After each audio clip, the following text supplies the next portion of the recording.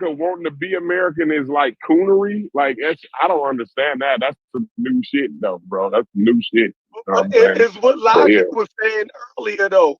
Yo, pride comes from actually, real pride actually comes from actually producing things, building things. If you're not, then you just have false pride. You feel me? And the first thing that can get shook in a person or a group is false pride. So I agree with you, Logic. You dig what I'm saying? If you're just told that you're great just because you're black and you're not producing nothing, that's false pride. The moment you get around another group and you have false pride and you see, yo, I'm really ain't measuring up because you've been fed false pride. You've been told that you was good just because you're an American. You dig what I'm saying?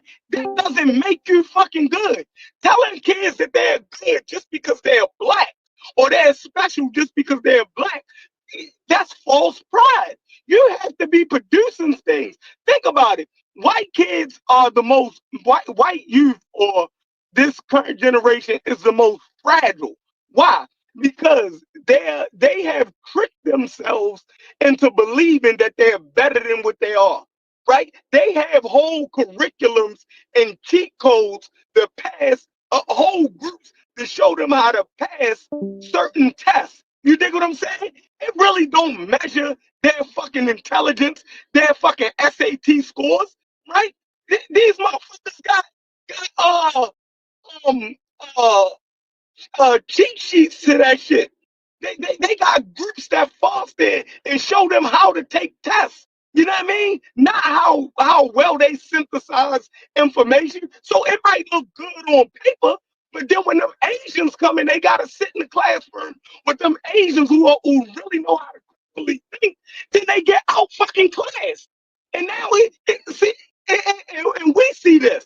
You think what I'm saying? When we have false pride. You think what I'm saying? The moment we get around another group who really know how to do, you feel me? Who really accomplish things, who have real pride. See, your pride comes out of things that you know you've accomplished. I did that, so I got pride. I know I can accomplish a thing. I know I can do that. But if you just got pride just because you're an American and America ain't producing shit, or you just got pride because you black and your parents told you great, then nigga, you gonna have some fun. You ain't gonna really produce nothing in life. You ain't going too fucking far.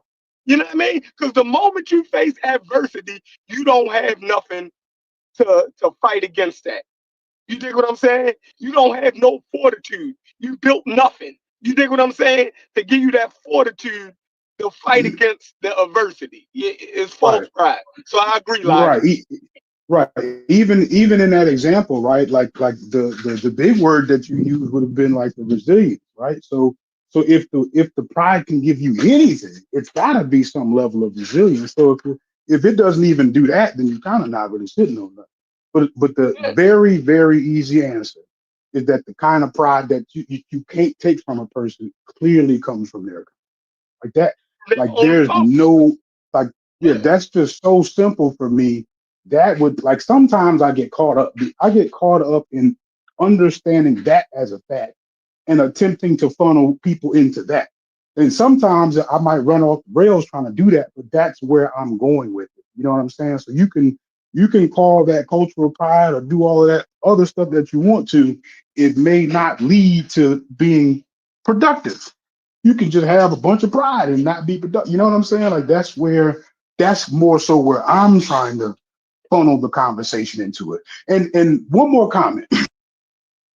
Like some of what I'm noticing is so like when Braz asked you about like how is it problematic to have American pride, that that to me sounds like when you were saying you were struggling with the answer that you would have gave 7 years ago, right? Whereas I'm trying to speak because I'm actually in a military base. So you understand I'm trying to have the conversation, right? So yeah, so you were saying that you got to do it in spite of the American or Western, influences. So when you do that, it's almost like it's taking you away from all that. Let me step out real quick.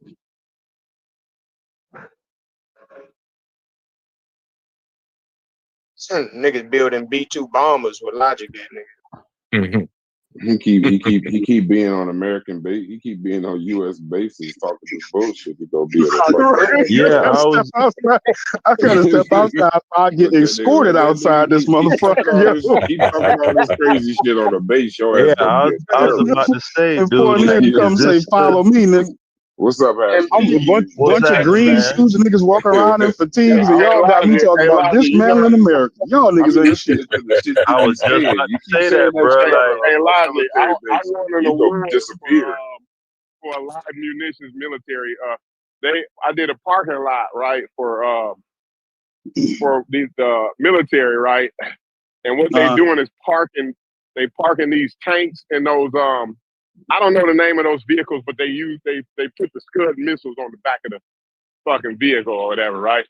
But the vehicles is live and they loaded, live and loaded, right? So as the concrete had to be grounded, it had to be so flat, it had to have a certain tolerance and shit. But anyway, I won an award for that. I know you're on the military, you do military defense shit, you know what I'm saying? So I just wanted to throw that out at you. This nigga Corey. No, but I gotta give you a compliment too in the same breath though, Muchasa, because you are clearly one of the smartest, more articulate people that I've ran into in the community. Like I don't think anybody would be surprised for me saying that. But if you think about some of the premises that you are like attempting to kind of sanitize in a way, right? Instead of just being more willing to just drop it, right? It forces you into how do I deal with my answer that I would have gave 7 years ago, right? See, like you're fighting between like, okay, I don't agree with this conclusion, but all of the steps that lead me to that conclusion, I'm still holding on to. You kind of get what I'm saying?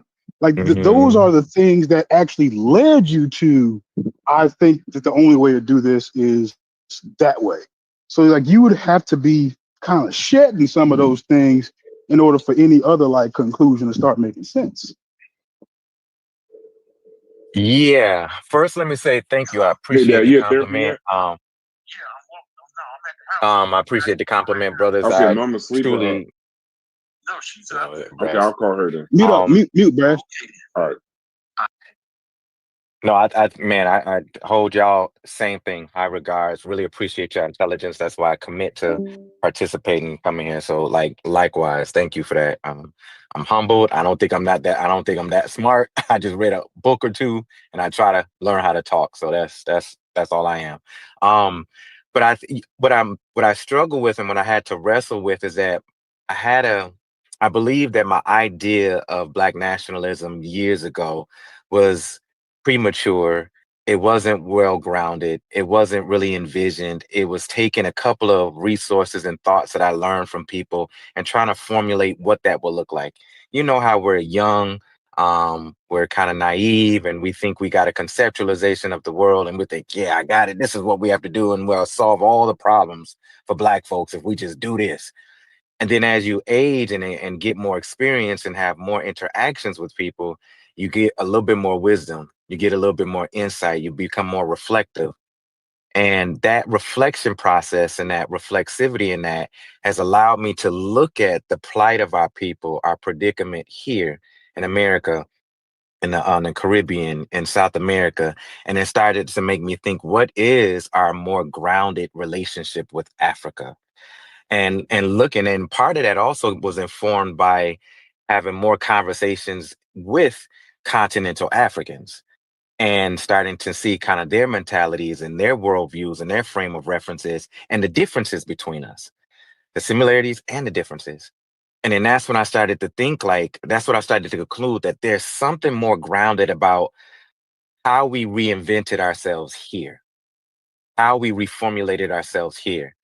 And that's why when I hear Brad say that, when I hear Corey, when I hear Chef, and when I hear a few people kind of moving around that thought of embracing more of our identity as Americans, I'm not as appalled as I would have been years ago. Even though I still ground myself as an African, I still ground myself, recognizing my pride and heritage as an African descendant here in America. But I know that there's something unique about my experience as being an American, an African within American, and how, like we talked about yesterday in the last couple of days, how we learned to build resiliency factors in order to survive. I'm nothing but impressed with our organizing abilities, our advocacy, how we reshaped America to live, like Chef said yesterday, to live by the creed, to force America to live by its creed on paper. We gave the actual authenticity and substance to the Constitution. It only existed for white wealthy men, and we translated that to make it mean something for the average citizen in America. That was our history. That's our struggle here. And so there's something about that that says I can draw a deep reference of dignity from that. There's a pride in that. There's a heroic story in that. And I can't deny that by trying to just say, well, I'm going to discard my whole American experience and just completely put on this dashiki of African identity and try to be so much on the continent. Because I'll be ignoring and throwing away and discarding so much of what made me uniquely powerful as a people and as an individual here in America. And I'll close with this. I'm finding far more appreciation for Charles Cobb's work. Charles Cobb wrote the book, The Devil You May Know. I think it came up about a month ago. Somebody talked about it and brought it into the conversation. The Devil You Know.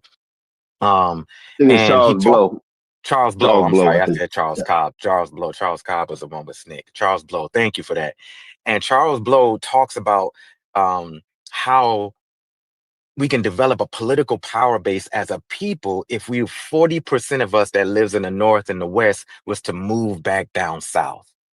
And while I'm starting to really attenuate to his ideas around that, because to what Chef was just saying, it gives us like something that we can do and build. It gives us something that we can say, if we participate this, incorporate this, start to move around this, we can develop a political power base that allows us to draw references and inferences of dignity and pride of to ourselves. It's something that we can say we've done. And I'm starting to appreciate that. And I think it aligns and kind of consigns with what Brass is saying, that maybe we do need to lean more into our American side. It doesn't mean we need to discard being an African. It just means we need to embrace and realize that we've labored, we've organized, we've built political parties, we've built power bases, we've built economic developments, we built cooperations. We've done all these things in history as in our struggle to become more American. Why not embrace that more? And I'm starting to really entertain that piece a little bit more as an African here and really appreciate that there's a unique history and story to have a discourse around that. And I'll I land there, think brothers. I think a lot of the challenge is always the the the overarching effort of Eurocentrism to remove Africa from us. Right? It's like, yeah, we took Yes, you, sir. but the place Yes, that they sir. took you from, they don't like you. They don't want you, this, that, and the other. And I think to some extent, for some, it has worked. But for me, it just is. It's a. I'm familiar with the concept of the devil. You may know, or whatever. I'm familiar with that, but I don't know why I keep going back to Du Bois' double consciousness. It is difficult. It's very difficult to be. It's very difficult to operate, and I see why people get so frustrated all the time, because it's really exhausting to be two, three, four, five, six things at a time. And when you just want to be one thing, this, that, and the other, the question I always end up with is like, are we always gonna have to do this? This is a bit personal, but it's like when you building when you buying things and you building for your family and stuff like that.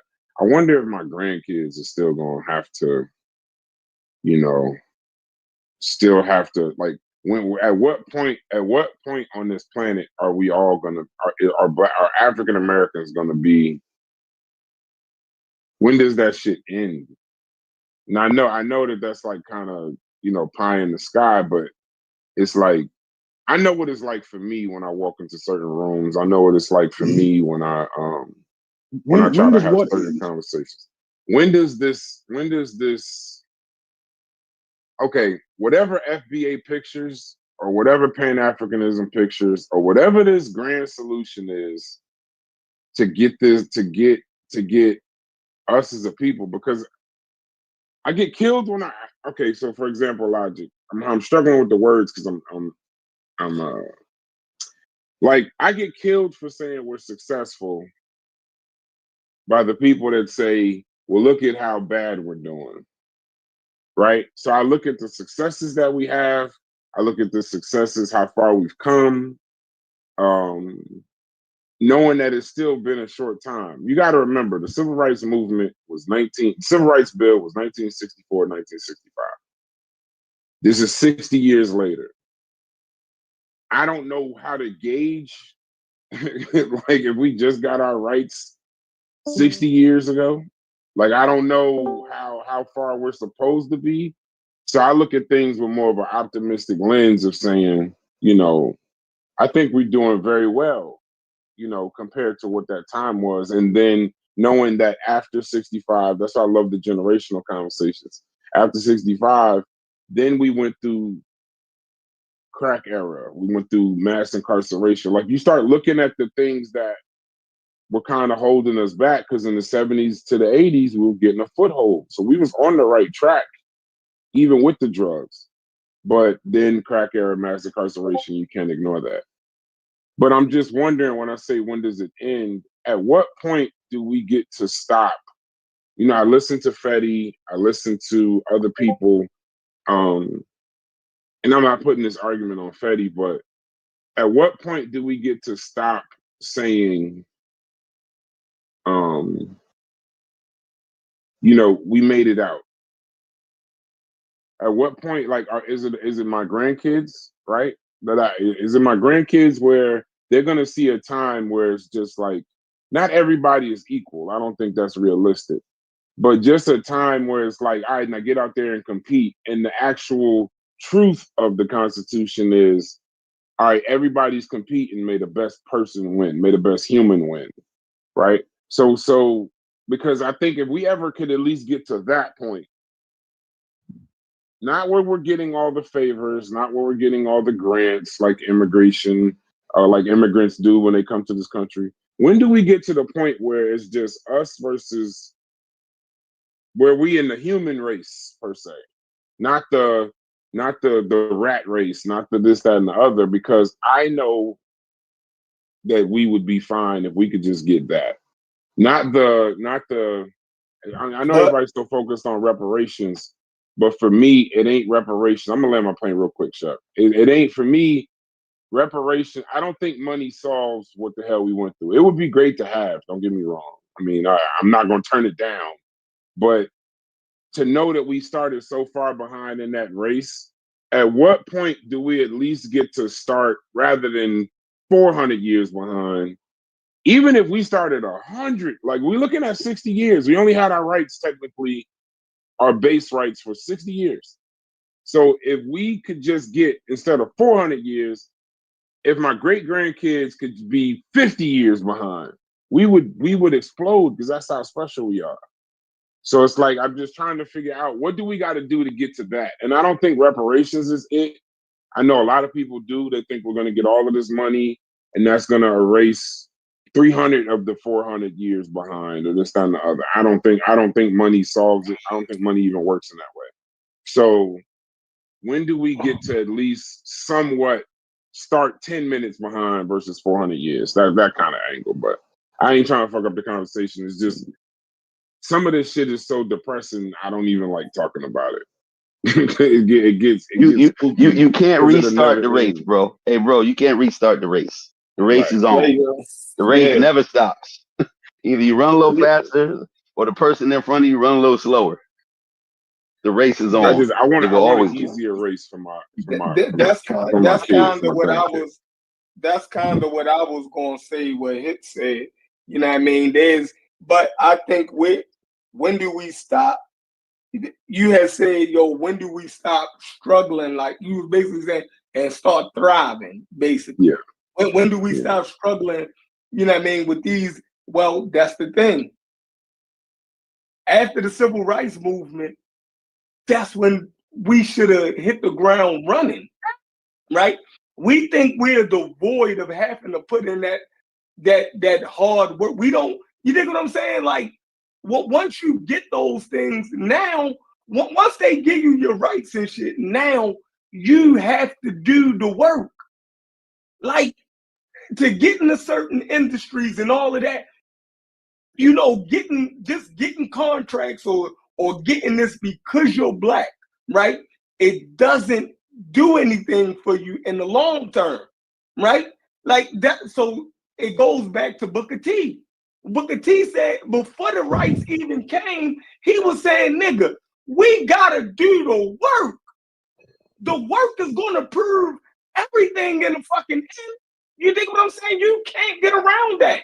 You know what I mean? Like we want to be a part of the American dream so bad for what we did in the past, right? We want to be grandfathered in to this affluent society for work we did during slavery, during Jim Crow.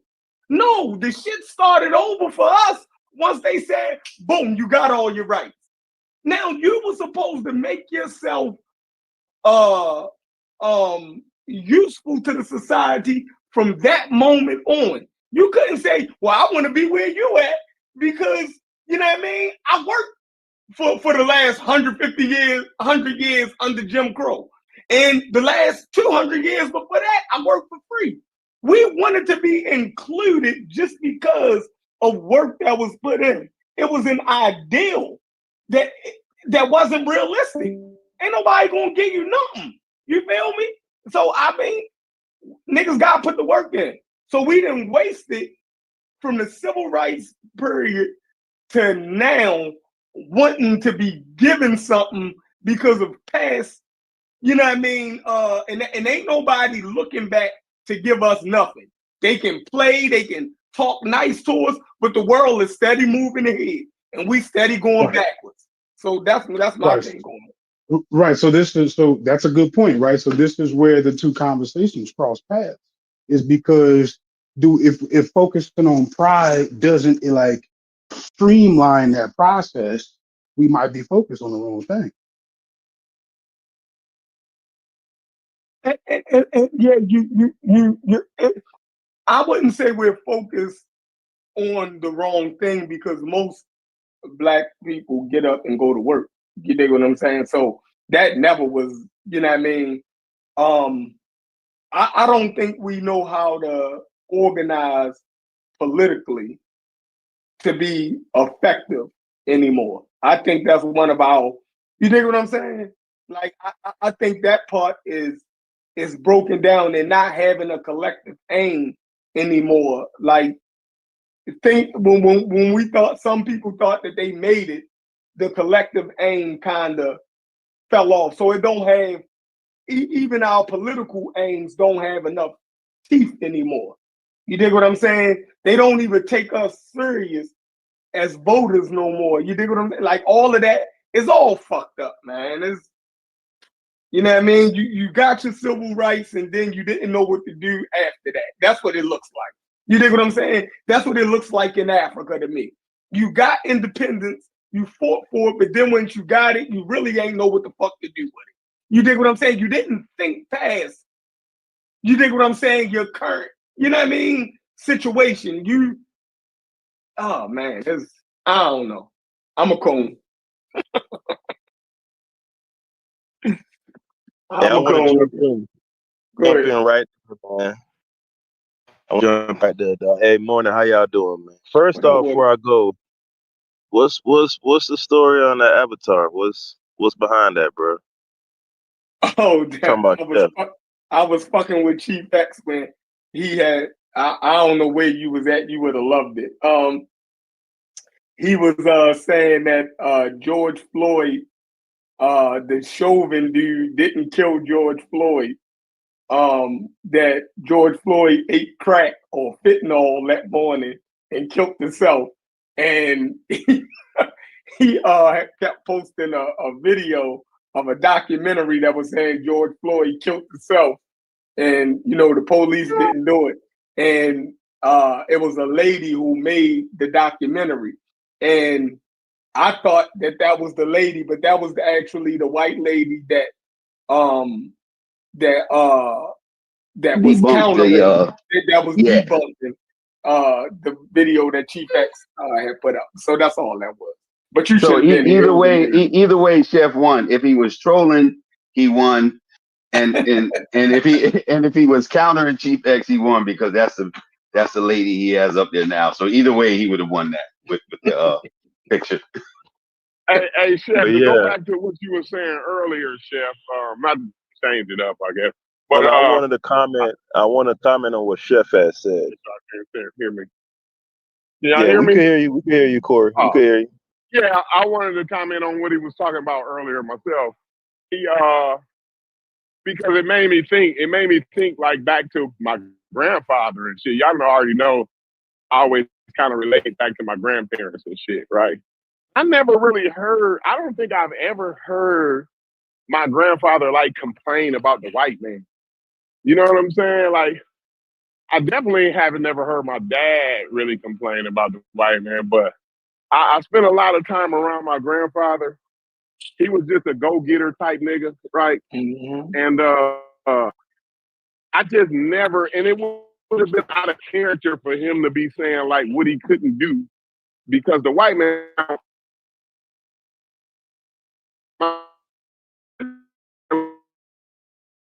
Breaking up, Corey. Concrete. Can you hear me? Can y'all hear me No, now? you broke No? up. You breaking up. God damn. I hear you now. We ain't hear the No, last. you can't. Okay. No, Can you hear me now? it's still breaking up. Why don't you keep going? Oh, We can hear when you yeah. say you hear me now. I should be good now. I'm getting another bar. Okay, I'm getting another bar now. I should be good. All right. Yeah, so I was just saying I spent a lot of time around him, and it would have been out of character for him to complain about what he couldn't do because of the white man. Like I said, this man was born in 1920s, bro.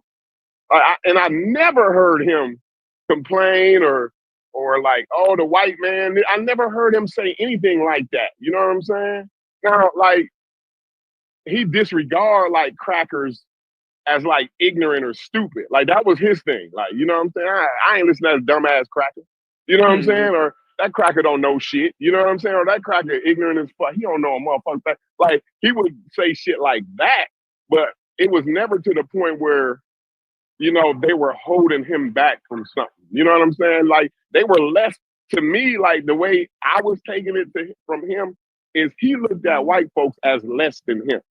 You know what I'm saying? The way he because of all about, he had you know to what I mean? accomplish. Because of all But he if had you- to accomplish in spite of them. So he looked But at if them you- boys as a stupid obstacle. You dig what I'm saying? Like that's how all the Right. people did Yeah. look Hey, at but him. Corey, if what you say about your grandfather is true in terms of his industry and his will to go get it, he might not be lamenting like, oh, they holding me back. But if he was in a fairer system with that same drive, he'd have been had way more than what he had. So he is being held back. That don't mean you gonna walk around with a. No. Hold on. You can never have an environment where a nigga talking bad to himself is a fucking good idea. You can't never have that. Like in your head, you defeated. That ain't never a fucking good No, thing. but the other piece would be too.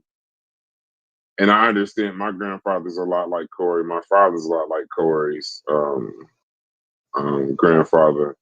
But the one thing, being in politics, me and my father have great conversations all the time. My entire life, that's what I remember the most between me and him is our conversations. What's going on? And it don't mean that it didn't happen, Haskell. That's the better term. But 40 years from now, 50 years from now, 80 years from now, whenever I'm dead, my son is going to tell the same exact story. My father never said this, nothing could hold you back. You know, white person ain't never hold me back, this, that, and the other. But Haskell, I'm here to tell you something that I'm never going to tell my son. The white man has definitely had an effect on my goddamn life. The European, Eurocentrism, whatever y'all want to call it. It's a you know what it is? No, that's okay. That's okay for it to be a fact. All right, let me talk after you. Let me talk after you. Hold on. Yeah. Just listen what I'm saying. What I'm saying is, it's not that it don't happen, but it don't help you. Just because your kids don't know it, it don't help that your kids hear that from you. Right. You know what I'm saying? It doesn't help the situation. Right. It doesn't help the situation in any way. Right. It doesn't need. Right. You can make them aware, right? But you don't. It doesn't help them to see your father, man. Right. I mean, you don't want nobody. Your hand on your head and woe is me. Like that's hold your head high, because that's what we revere in the older.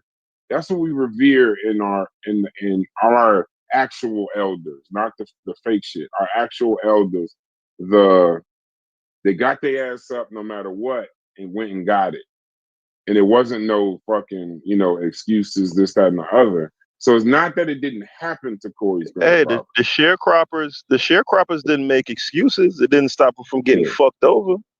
Yeah, it just didn't have. It's just who the hell, that's that old school. We miss those old. It's a duality. The thing is like you gotta live in that duality and knowing he was definitely held back because he lived through Jim Crow and redlining. You know what I'm saying? His father was a sharecropper. My grandfather's father was actually a sharecropper. You know what I'm saying? So there you go. So that's why I say, right, I don't like how this discussion is framed, because it always ends up kind of being framed in this binary where on one side you have those who are industrious and perseverant and are going to do what they need to do and work and blah blah blah, and then on this side you just got the Hotep niggas complaining about the black man and they not doing shit. They just hand out, just walk around with straw in their mouth. You know what I'm saying? It's always that dichotomy, but that's not what it is. Like pretty much everybody in this system know what's going on, but you still got to get up tomorrow and be to work on time and put gas in your car, and you know what I'm saying? That dichotomy is a false one. I feel like not that everybody else is wrong, but the way I emphasize it, right? There's an analogy out there that says if you like the heaviest weight in the gym is the front door. Anybody ever heard that before? Like the hardest thing to do in the gym is walk through the front door. So like anything that you need to remove in order to get through the front door, you have to. Like especially the stuff in your head, right? So like it'd be one thing if something come up in real life that stop you from walking through the front door, but the shit in your head can't be it. Like, you know what I'm saying? Like you gotta be able to remove that. So focusing on all the shit that could go wrong, and if it does go wrong, you gain the confidence by doing. You have to get yourself to do it. Like so you could, however you summarize that, you summarize it, but you've gotta find a way to start doing it. You gotta get into the trial and error period. You have to. Yeah, again though, it seems kind of like the dichotomy being set up here is kind of is like a shiftless. Hold on, it's like the dichotomy is this. He's going right back to pessimism. Right back to It's like it's like this shiftless pessimist, this nihilist who's just in some basement somewhere. Just white man, da, da, da. And then on the other side, you got those who are going out there and getting it. And I just don't. That dichotomy is a imagined one. It's not real. All the people who are saying that this shit is going on and they write books about it and all that, all the vast majority of them people are industrious and working, you know what I mean, and do what they do. So I just don't. I'm trying to get where logic is, unless he's talking about on the extreme end. I think that's what he's talking about with the conscious community dudes who, you know what I mean. It'll be that dude at the gas station, doing the running man. Yeah, that's the irony. I'm actually not talking Right. about the Well, extreme end. I'm talking about any of so that who are stuff you? in your head. So the people who say that, who advocate for reparations, right? Part of that claim is that Black Americans' economic growth, or where they're at right now, has been stunted grossly by slavery and the things that came after, right? The redlining and the blah blah blah blah blah blah blah. So those people who are advocating and are saying that, are they classed in that group who has this thing in their head that is kind of being an impediment to their lives? Would they be classed in that group?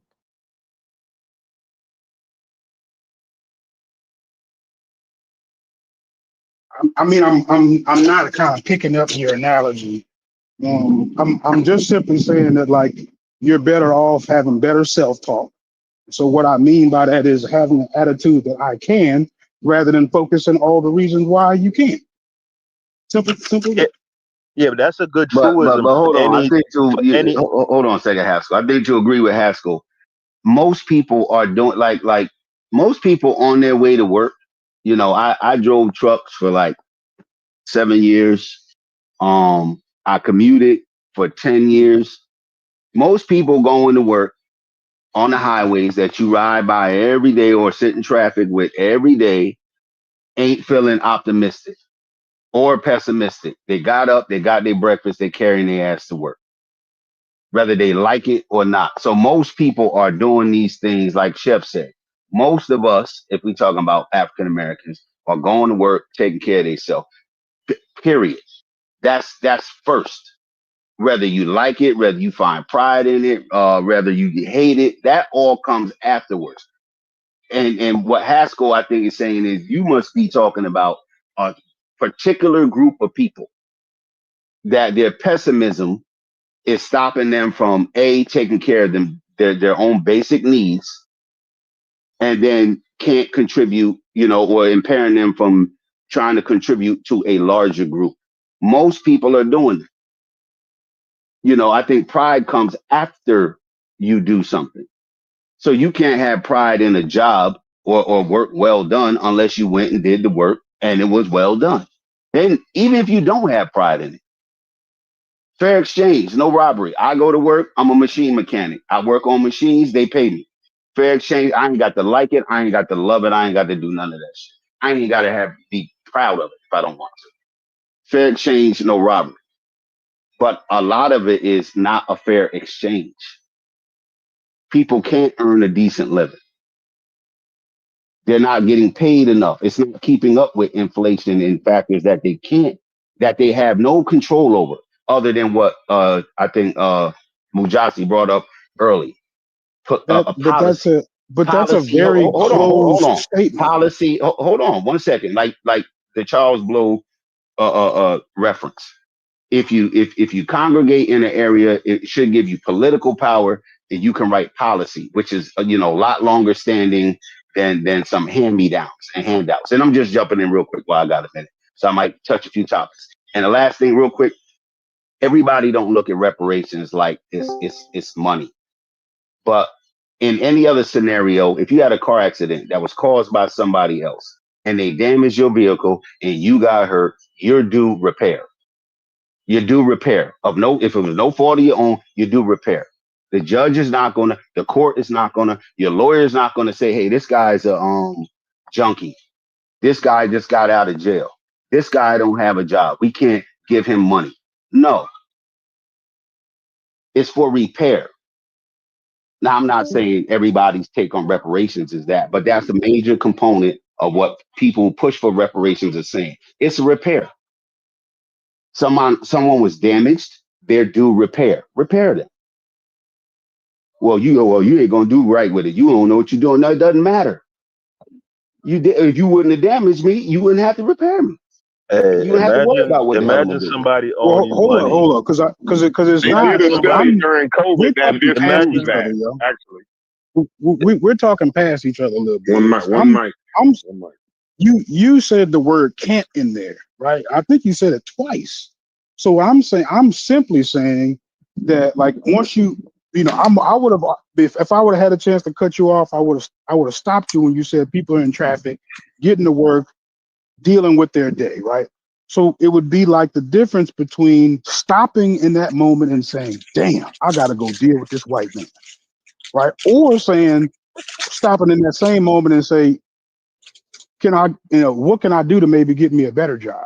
I'm not saying that won't come with adversities, but that mindset might promote you to actually go do something, right? So That is the better all I'm job. saying is, They on the way to the better job. right?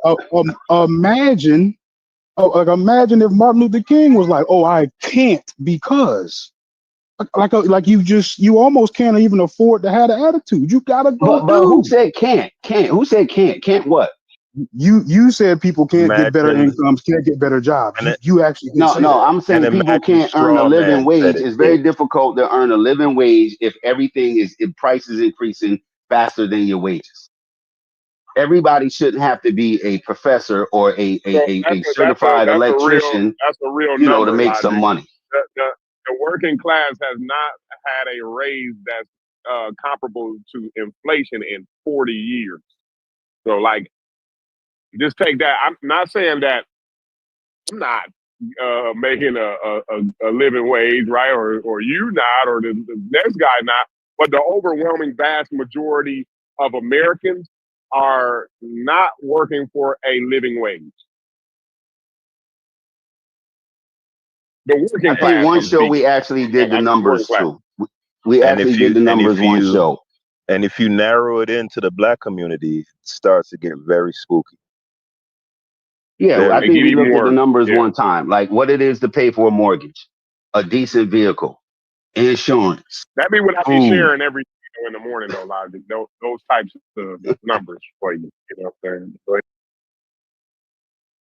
Yeah, we had some astronomical number, and then more recently, I think around here you need to earn like $45 an hour to have a decent anything, a decent car, a decent home. I'm not sure if y'all are actually hearing me. I'm more so I keep talking about self-talk and like the way that you can kind of not ignore those things, but maybe focus on something that you can control.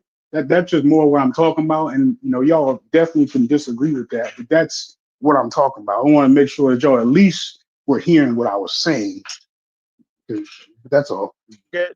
I think everybody on the panel understands what you're saying. It's like, no matter what the circumstances are, you can't internalize it to the point where it kind of makes you either lethargic or it paralyzes you. You know what I'm saying? You still gotta be solution oriented regardless. But I think that's what makes it the conversation difficult is, can you do that and at the same time point out, what's going on? That's what I would ask Logic is like, because Yeah, like he think anybody that us who, pointing that he think that when people point it out, they're being shiftless. You dig what I'm saying? Like somehow that hinders them from doing work. No, it don't. You dig what I'm saying? No, Nigga Nick can tell you that there's a problem and still continue to work. You feel me? If I could be saying anything, right? Like the fact that you heard me say this and I've heard John say this, and yet none of us have lost our job, right? We all taking care of ourselves.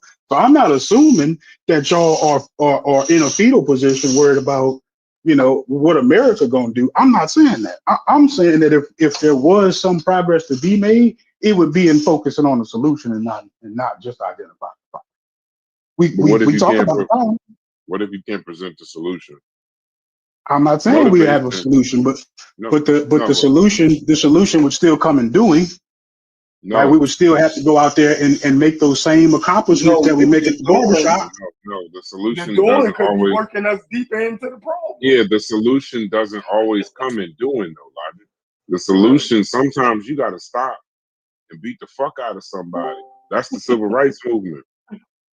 Sometimes you got to take us. That's doing something. No, it's not. It's not what you're saying. What you're saying is just keep going. Start doing. Nah, I'm not. Go ahead. Yeah, I'm not just saying. I'm not saying put your head down and ignore the problem. No, I'm not saying that. But what if else anything, can you do? The more what he's saying, I Hold think on, the more let me just talk to Logic for a second. What more can you do? Mhm. When you so say instead of just putting your head down and just working, you could absolutely identify, hey, we have a problem over here that maybe I could focus on more over there. That don't Like what? necessarily mean put your head down and work. Like what? So we could be talking about credit, right? Let's just say we could have a bigger focus on credit, on getting our credit better, just as an example. So We I'm already saying now got you've people got that to talk about that. We already understand. right, but I'm that. saying you've got to right. So I'm saying you've got a thing that you're working on. So we can talk about what other ways can we do to build credit. So we've identified a problem. No, now but you're we can- just talking about right. talk. So I'm just giving that as an example. No, but you said talk. I said do. You said do. What you said? What you said do, not talk. I So then what I is- said got credit. good credit. I Brad got good yeah. credit. So Corey got good credit. I got good We credit. got credit. And there's nothing My I can credit ain't do horrible. outside of. There's nothing I can do to make another person have good credit outside of my children, this and the other. So you said do.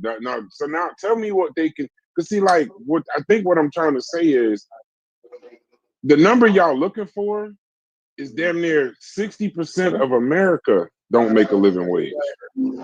Damn near 60%. Absolutely. Mhm. Absolutely. So when I you're put that talking in there about every day. do, right? So when they go into work, you know, you don't know what it feels like, or maybe you do or you don't.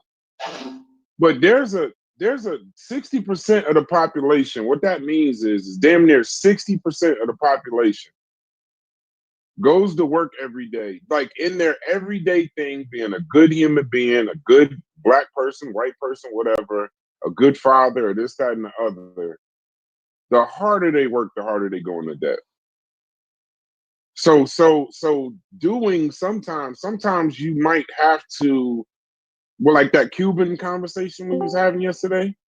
Going to them, I mean, I fully understand when the motherfuckers say, man, we might need to go into the mountains and rifle up and figure this shit out. Because they're doing every day ain't helping them but get deeper into the hole that they already in. And then now they got kids and they like, fuck, this is what I'm leaving my kids. So now you got a situation of you got to recognize what the problem actually is or what your challenge actually is. But I'm also not gonna not, I'm not saying you bashing them. I'm not gonna, it's very difficult to try to say that it's something that we can do outside of burning shit down sometimes. I know why people think that all the time. Burn this motherfucker down. Because the more everywhere they look, everywhere they turn, they working on this. And that's what systemic racism is. That's why it kills me when people say there's no systemic racism, because in essence, that's what it is. No matter what the fuck you do, no matter how hard you try, even if you're successful, you're not as successful as you can be.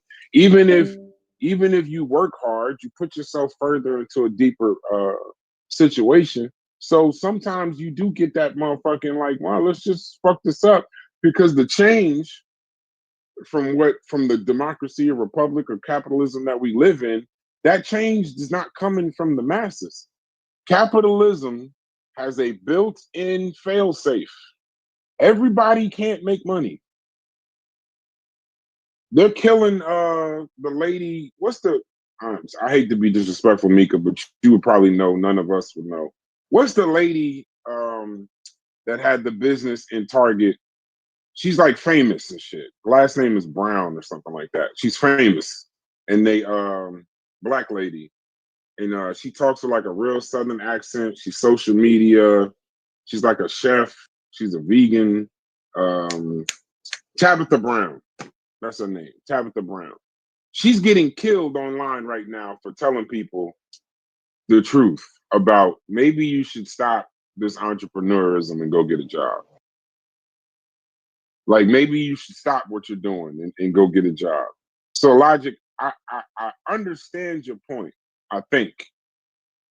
But to just say do is the solution, I don't think that that's the solution, because I don't think people recognize the actual problem. I feel what Hit say when he talk about reparations. There's an accident, you need repair. I'm not 100% sure that reparations is a repair. Well, the financial aspect of it is the repair. It's great. I just don't think it's the repair. I think that's what me and Hits, I think we get together on that on the show. I agree with that point. You're supposed to get a repair for an accident. I just don't think money is the repair. I think maybe some other forms will be repair. But I don't think the do Logic. I get you, bro. But self-motivation and this, that, and the other, you got them barriers pushing on you. Is different. Like the wage gaps, the healthcare is hitting you from all, as a Black person in America, is hitting us from all angles. Angles that we can't even pay attention to. And then when something, what is that old statement, Chef? Yeah, I just called you the old nigga. There's a statement where something has a cold, we get the flu. I forgot it's some kind of older statement like that. No, you said it right. It's basically America. If America, if America catches a cold, we get the flu. Yeah, something like that. It's America. Right. So when America catches the cold, we get the flu. So it can't just be just work. That we do that already, and I refuse to believe that to paint our race as we don't work. We do that. We've been doing that. The only reason this country exists. No, I'm definitely not talking about work. What I'm talking about doing. I'm definitely more talking about politics. So maybe that's where I lost. I'm not talking about just put your head down and work. Maybe that's where I lost. Hey, so did y'all seen that video that was put in the Discord, bro? I watched that shit this morning. That was terrible, bro. I don't. What are you talking about? Which one? The one with the one dude with the dreads. Super wavy. Oh, the Coon. Yeah. The Coon King. That's what we don't call him. Somebody put that in the Discord? Yeah, that's how I knew. I'm not subscribed to him, so I wouldn't know. But yeah, somebody shared that in the Discord. So I listened to that this morning, and like, do he know me? Because like this is like the third video where he like mentioning me and shit. Like I never even talked to this guy before. You know, I don't even know who the hell this guy is, y'all. But like, it seems like he knows me very well because he like, yeah, Corey sound drunk. You know what I'm saying? It's like, bro, did you know at the time I had just got off a 16-hour day and I had ate dinner and I was in the bed laying down when we was having that conversation. So I probably did sound drunk. But it's just wild that some wild ass nigga on the internet, you know what I mean? Like, I don't even know who the fuck I am, right? This nigga sits up and smoke blunts in his baby mama's extra bedroom. You know what I'm saying? In the project, you know, and he's sitting up talking shit. Like, where are we at in this world where a motherfucker and with confidence though, like the niggas talking shit with that's how some people on the internet. Shout out to Chief X. Right, yeah, Chief X too, but yeah, this nigga's wild as hell. You know what I'm saying? Like this nigga is a wild ass. I want to have a conversation with the nigga. I want to have a one-on-one conversation with the nigga, right? Because like most of the shit that he was talking wasn't even fucking coherent. And this cognitive dissonance kicks in, right? He's talking about the moon and all of this shit. But as he's in the video, everybody's an opinion. Everybody's opinion is different. Everybody has a different issue in the video that he's talking about. He couldn't follow the video with that. You know, Hey, Corey, you talking Scrooge, G. You talking Scrooge. G. oh my bad. Take a Y'all let me second go on that and long talking Scrooge. no. About about the last 10 seconds. Last 10 seconds.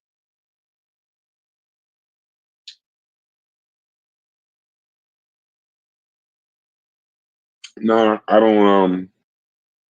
Everybody got a channel to do what they want to do, but I'm not. I'm not doing that. I'm not doing it. You do what you want. You got a channel. Make your content. Do what you do for clicks. Do what you do for allegiances or whatever. Shouts to Hey, you. Brass. Yeah. Brass, when you ready to do this, for us to exonerate Marcus Garvey name, man? Are you trying to throw You us wanna all the do way that? down? You trying to make me the King Coon? That's what you said. That's where you go after he start talking about Coon. You say, "Hey, when you gonna tell me how bad Marcus Garvey is?" What's today? Wednesday? Thursday? Thursday. Whatever day we can do it this weekend, pause or tomorrow or later today. I'm free today. All right. Later today sound good, bro. Yeah. In the evening, like around what time? Work your schedule around it. I'm going. I got I got some phone calls I got to make. I should be free around after 2 o'clock. But let me say this. Let me say this in regards to something real quick. Haskell, you were born in America? No. Okay. You don't got to say you were born. Just curious. Yeah, I was born in Jamaica, Cuban, but I came here pretty young though. I was 14 when I moved here.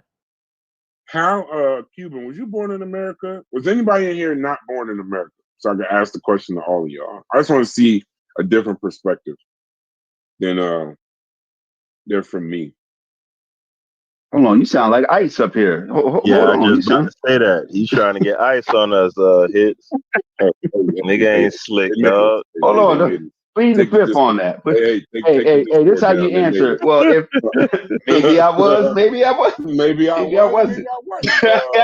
Motherfucker. What's your point? Maybe I was, maybe I wasn't. Maybe I was, maybe I wasn't. Answer your question. All right, my point is, how do African American? I'm gonna try to attack this from a different angle.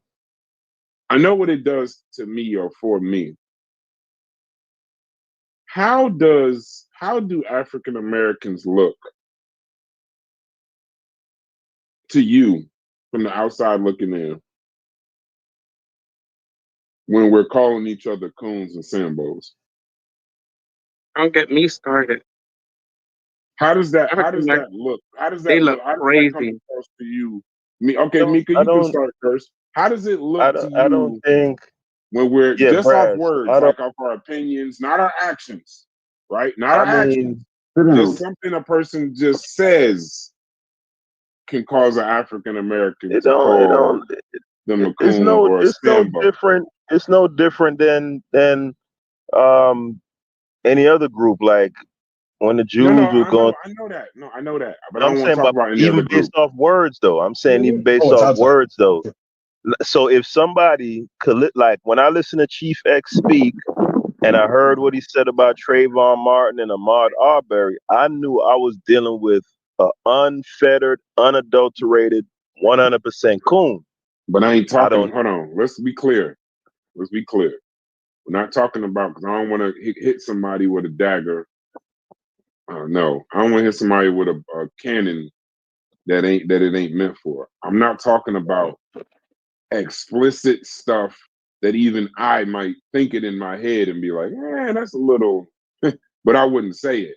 I'm talking about us in the Discord having conversation, like a Corey or a chef having conversation.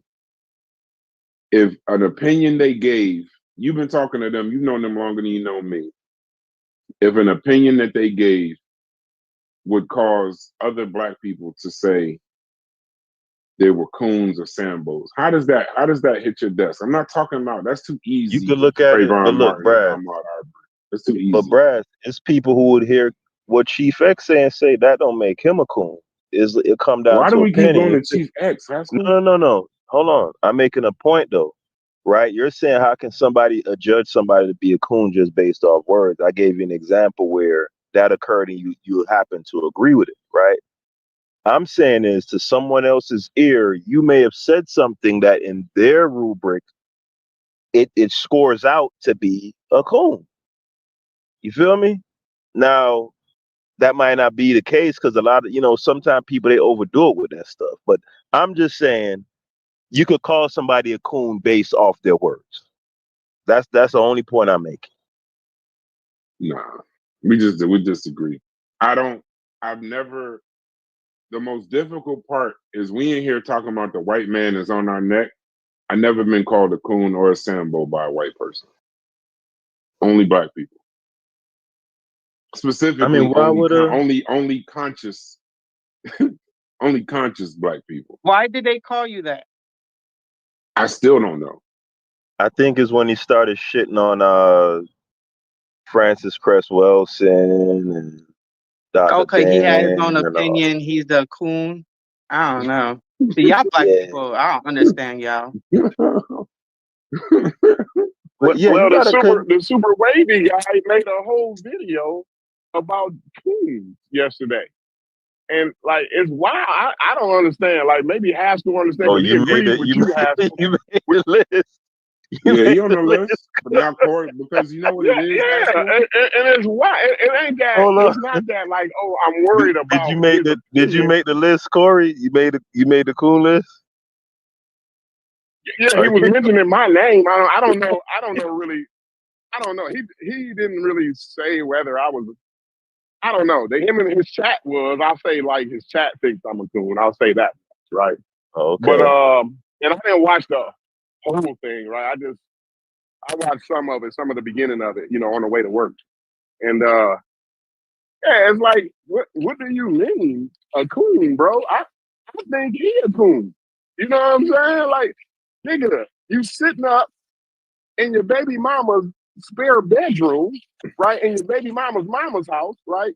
Your mother-in-law to be in the spare bedroom smoking blunts of cigarettes. It's like what is it?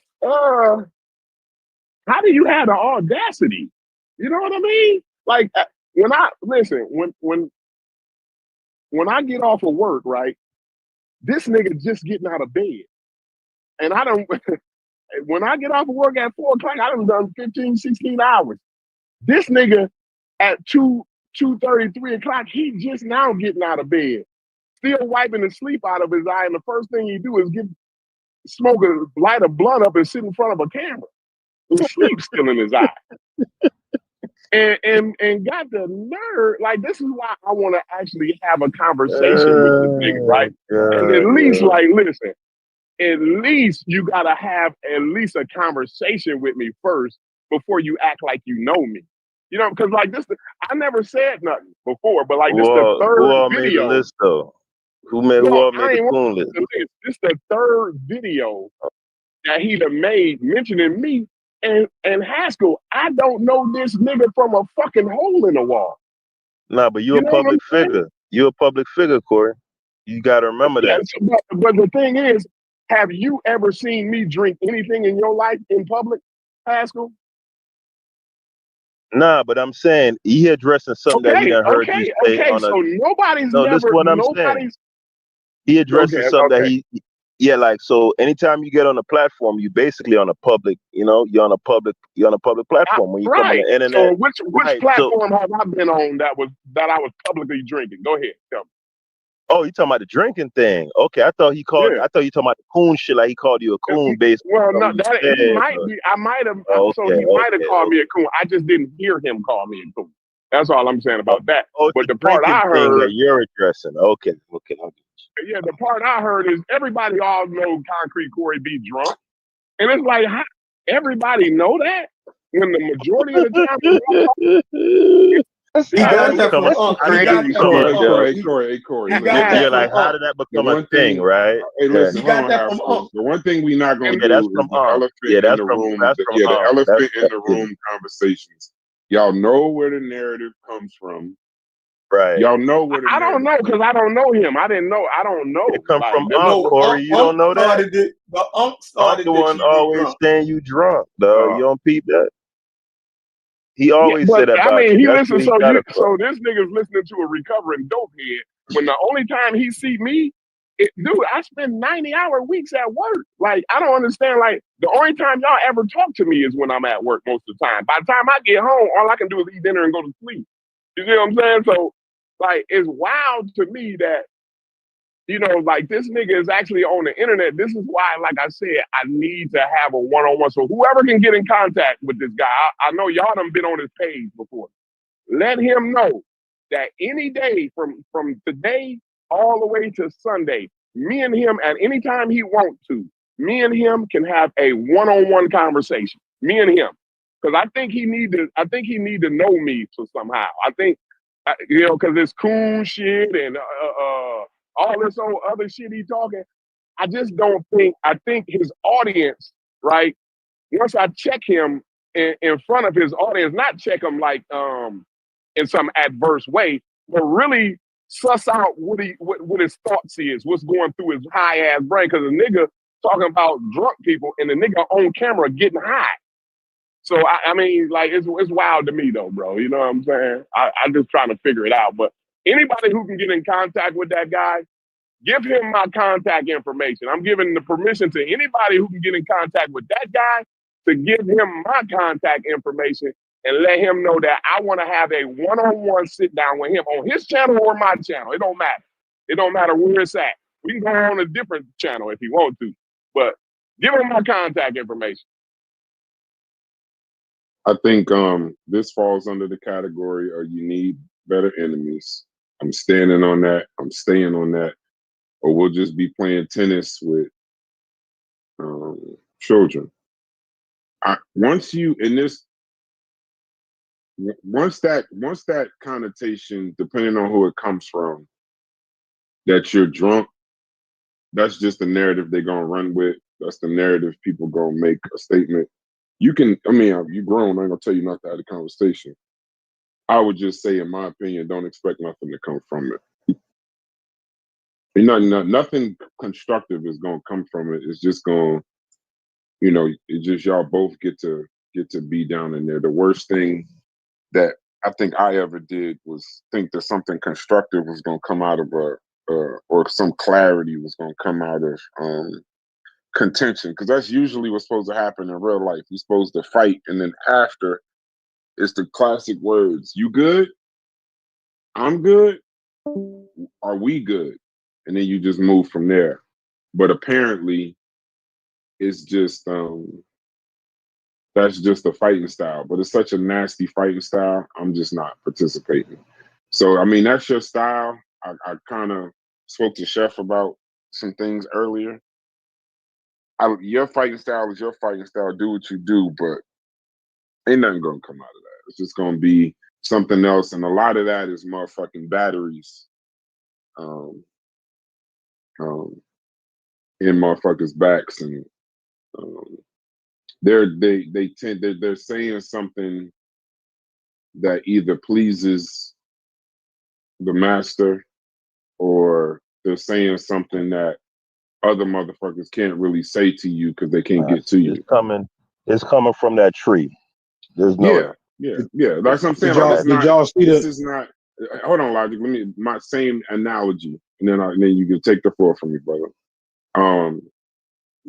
When you was dating that girl back in the day, and you stopped you blocked her on the phone, you blocked her on social media, and she show up at your job, or she show up at your house, or she show up at a friend of yours house, or even if she's screaming at you, her job is done. She just wants to be able to talk to you. That's that jilted ex. They want to be able to still have the conversation. So they still got some shit they need to get off or whatever. But I'm not participating in that shit. I'll just be whatever motherfuckers think I am until they can't see me. But I swear we need better enemies than these niggas. The thing is, I'm better at them. I'm better at it than them. So that's what I want to show him, right? That bro, when you fucking with the fuck arounder, bro. Don't y'all know I'm the best at this shit? That's You know a what new I'm saying? superhero. The fuck That around. nigga said the You fuck fucking with the fuck arounder. around. It's him, Like, Homelander, and the fuck arounder. Fuck around. All making a character with Corey on it later. Corey, Wait that's till I your get new on my thumbnail. computer. Hey Corey, Yeah, I gotta that's make your one. new like, bro, thumbnail. dude, I'm You the are fucking now best. the I'm fuck the around. fucking best I'm at gonna try this to shit, bro. run the Pride bars in myself there on and that then get shit, that. bro. Fuck arounder. Wow. Hilarious. I- Yeah, no, I like I said, high school, you know what that's about. Y'all in the community know it's about. Niggas don't want to talk about it, but that's why it keeps continuing to exist. It's hilarious to me. I'm gonna say the truth, and it's gonna sound like slander. Nah, ain't no way I'm gonna be able to say that without causing a problem. Y'all proceed, bro. It's so many things I could say, bro, but Say it. because when it comes from me, bro, Mika, when it comes from me, it changes the whole narrative, and the shit don't actually get sorted out. That whole shit with Logic, because I said one or two things, the shit became about me rather than niggas sorting out issues that they got. So I'm gonna let Corey, not let, because he's a grown man. I'm gonna back out of the situation and watch Corey address his shit. Because if I say something, Mika, then this whole thing, whatever we think this is gonna be, it'll be Brass did it, or Brass said it, or Brass set it up. So good commercial break for whatever. But Mika, what was you gonna say about the Coon shit? And what was you talking about with Chief X? Since we on some ignorant shit for a second, what was that post about Chief X in the I don't know. GF Discord? is weird. He put his own narrative on stuff, and he didn't make up his own stuff, and then he put it on you, and you supposed to accept it. Like he gonna bully you to accept whatever he's thinking in his head. So he on the internet, just everywhere I go, he gotta say something smart. I'm like, dude, you don't got nothing better to do. Like, I don't know why he like that. Yeah, he's a coon. I said it. See, If you want to fight, let's go. What I've noticed, hey Mika, you know what I noticed about the Coon and all of them conversations? Once one person say it, that shit is like, you know how a motherfucker yawn and everybody start yawning Right. in the room?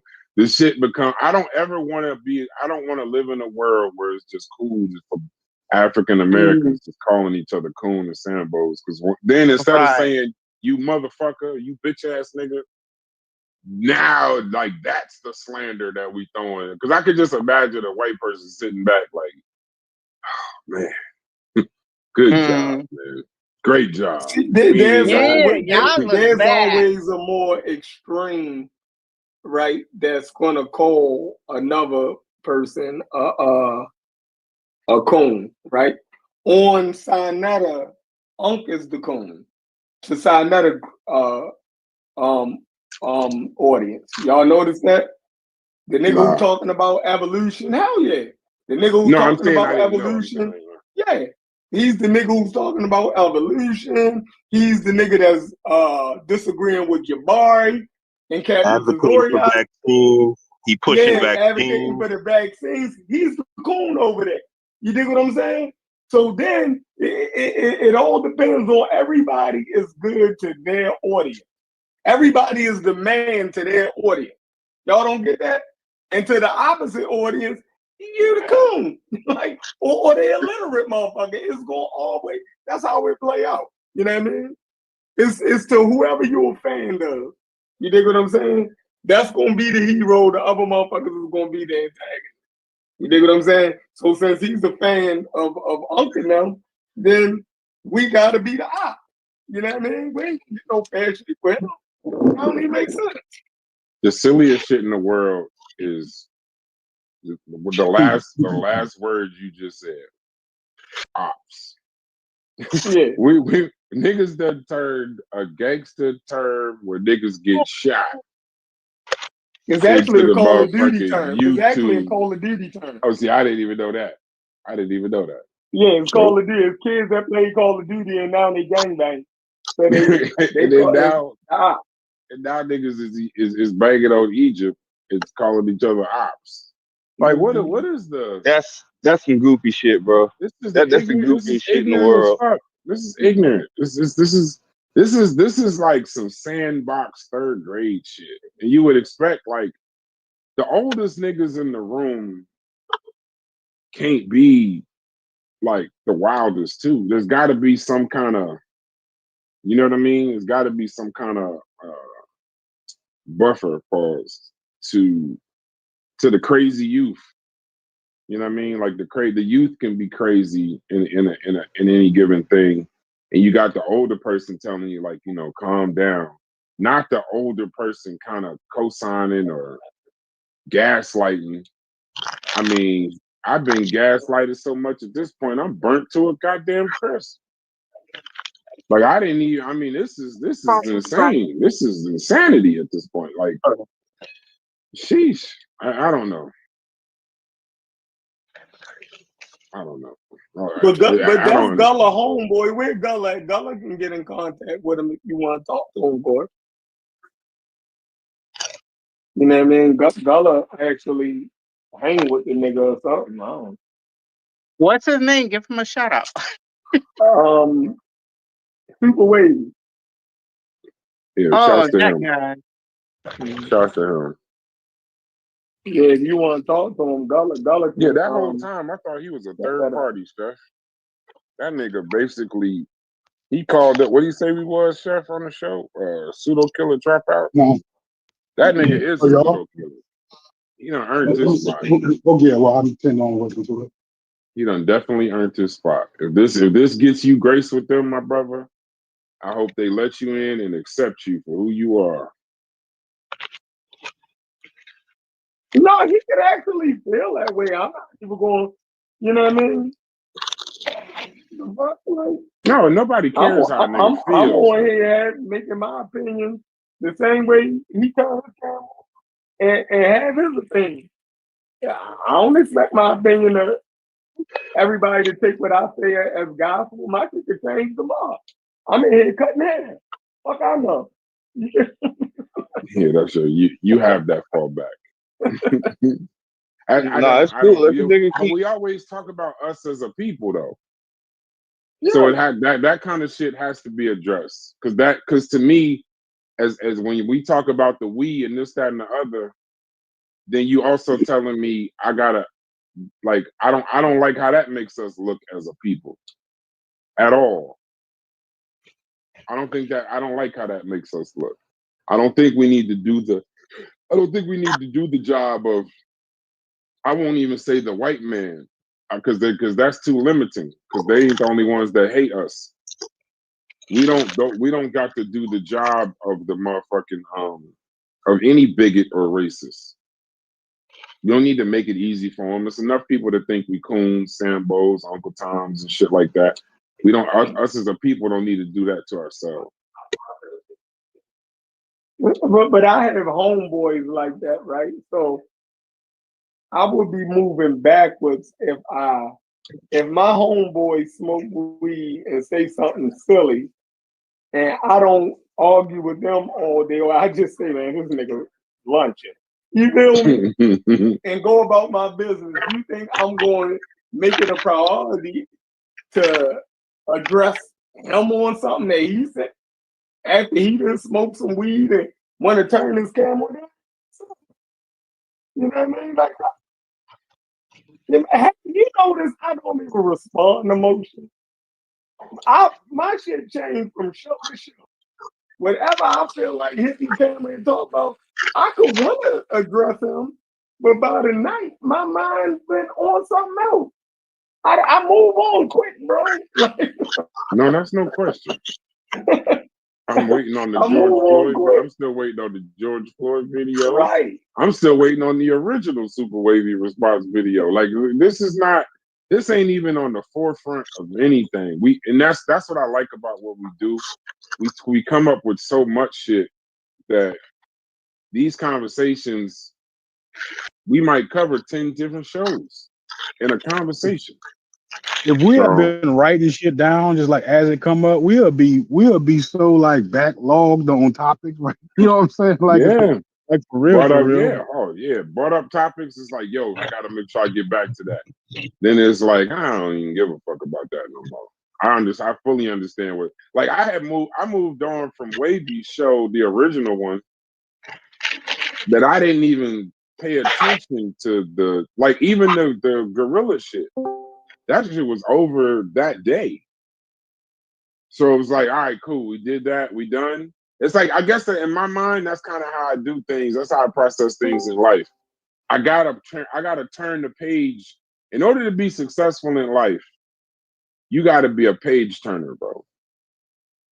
You can highlight, you can have your highlighter out. If life was a book, you can have your highlighter out, highlight some shit real quick, turn the page. If you need to go back to something for reference, you don't need to go back to all the other words in the book. Go back to the highlighted shit that meant something and then turn the page again. Because you'll spend so much time in the first chapter, you'll never get to the end. Never. You try to read a whole book to get one point, you just fucking running in sand. It's in place. So I'm definitely surprised that the whole thing ain't over with because they got it everything is they over want. with. It is. But like I'm talking about for them, it ain't over with for them. They still feel like there's something to swing at. Like you got everything that you wanted. Nah, I it don't ain't. understand what's. No, they want you. You know, some niggas want to see you die, bro. Some niggas want to see you go away. You know that, right? Mhm. And now I'm speaking to you, not all of us. You, and maybe at this point you might realize some motherfuckers want you to go. They hope that your existence is somewhere laying in a motherfucking corner somewhere crying, trying to figure out why the conscious community don't love me. That type shit. Like, no, it ain't never gonna be over until, you know, whatever. So don't this will never end for niggas that's focused on that. That's why I just run with the stance. We need better enemies. If there's still an enemy, then we're not working hard enough. And I wish y'all well, bro. I hope y'all really successful with that. Whatever it is y'all trying to accomplish. Because at this point, I have no fucking idea. Never do I think you join the conscious community to get called a coon. The weirdest shit ever. Leave society, join a community that don't exist to get called a coon by people who don't matter. Weirdest shit ever. I wonder, was Robert Smith a coon when he paid off the debt of the Morehouse graduating class? Was he a coon then? Yep. So don't worry about All right, y'all. So y'all finished beating me up, right? You was pinning me down. I was losing ground in the argument. I put it like that. So we could say last thing we were talking about, right? I was stuck on. I was trying to explain what I meant by the doing part, right? So Yeah. and you was explaining that we can't, it's got to be more than just go to work and do stuff, and I agree.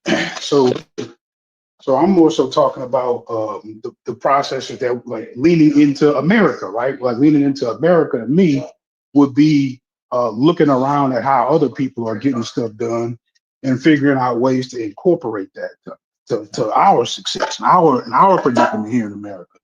And I know Mujasi, I don't know if he's still here, but he's trying to balance it with how does he incorporate some Africa into that. Like, so I'm not going to address his stuff while he's not here, but ultimately that was just my way of agreeing with you, actually saying that we do need to lean more into the stuff in America because that's where our solutions are going to be. Like our solutions aren't going to be aren't going to come out of anything other than the way American society operates, whether we like it or not. Whether we like the way it works or not, that's how it works, and that's where our solutions are going to come from. But can you get involved with politics? I don't tell you these stories, but can you get involved with politics when you feel like Europeans are holding you down and you're surrounded by Europeans running for office? Can you get involved in politics when, so politics is the American thing. Can you get involved in politics when you know that whatever this person is saying to get elected, it's just to get elected? And no matter what he says, he's not even going to do anything for you. And then can you get involved in politics logic where you say, well, fuck it, I'm going to be the change that I want to see. And then realize that the change that you want to see, you can't even get elected or reelected by trying to be the change you want to see. When you're 12% that's difficult whether you're white or black. Yeah, but European, but you even said it yesterday. There's a baked-in advantage of being European. Mm-hmm. So it's not the same if you're white or black. Most laws and policies will benefit a European, whether they know it or not, similar in the way that it harms us, whether we know it or not. There's built-in things to harm us, but there's a lot of more built-in things to help them. Okay, so I'm more. So rather than trying to offer a specific route, I'm more so saying that you're either going to be proactive or reactive to that stuff. There's only two different. I'll say it a different way. You're forced to be reactive, trying to be proactive. You're forced. You're for a lot of times you are for. Listen, you know what this sounds, which is sad. I know it sounds helpless as fuck. That's what you don't like. Yes, I hate that. That's the part that you don't like. You don't like that. I hate that. Right, but the keep going. Sometimes just he hate the reality of the situation. Yeah, sometimes it's the Abraham Lincoln shit. Just don't go backwards. Just keep. If you gotta slow down, you might gotta pause for a second. And then sometimes you be able to run fast and move fast, and you feel like everything is going great. But just as long as you got the reality that you can't go backwards, I never take a step back. Then I think you're doing the Lord's work at that point. I don't think that you I don't think everything has to be a major victory, especially when you realize we're 60 years removed from the Civil Rights Bill being passed. 60. So, that's why I say I don't even think about me. That's that MLK shit. I think a lot of times, Chef brought this up before, we get so caught up, we thinking that it's got to happen in this lifetime. As long as it happens. I'm hearing you. No, I would say that the reality of you putting all those adversities together, that it could seem helpless, but the actual reality, are you saying that we actually are helpless? Is that the reality? I'm not saying that we're helpless. All I'm saying to you is, I'm not saying we're helpless. All I'm saying to you is the route that you're going by going full blown, remember you're 12, 13% in America. Part of that book with Charles Blow, people don't talk about, his whole idea was we need to move south and create a voting bloc. That was part of it. We need to dominate an area, even at 12% of us in America. Most people didn't read the book. The book, his grand plan is that us as the 13% in America, it's not like FBA, it's move south. So that at a bare minimum, there's a region of the country where we can control the politics, we can control the economics, we can control the civics, and then in and of ourselves, create a voting bloc, create a foundation. And then we can compete in America where our 13% doesn't matter because that 13% might fall in 4 or 5 swing states where they actually need to make sure that some shit gets done, or that even if it's not getting done, we're a nation within a nation per se. So that's part of the that book with Charles Blow. But what you're saying, we're very we're 12-13%, but if you spread us across America, we're very diluted. It's one of the biggest weaknesses we have. Not the 12%. 12% is a lot. That's 10% of America. But if you spread that out all over the 50 states and economically and politically, and then we're marrying, so some of us that's black, that's me with the racist shit I be saying about, you messing with white people per se. I'm not knocking what you want to do. That's your business, but you're moving the goalposts. The richest athletes of us are, it seems to be, unless it's just forced in our face, but en masse, it seems like they prefer white people as their partners. You're diluting, this is my little racism, I agree, but you're diluting certain things. So even a lot of the money that should stay in the community is going out of the community per se. So, there is a plan, right? But it's just not, it ain't helpless. But I agree with a famous conscious community person who said, sometimes the shit is so daunting. If we knew how daunting it was, we'd just break and fucking run. We'd stand up from our jobs, stand up from our homes, and just fucking run. Because the shit it's overwhelming, Logic. And we're talking about this solely from a male perspective. Imagine the single mother. Problem is overwhelming. The entire problem is overwhelming as an individual, right? But the things in front of me that I can do in front of me aren't so overwhelming. Like what? The potholes in the street. Like I'm saying that we what? Like so.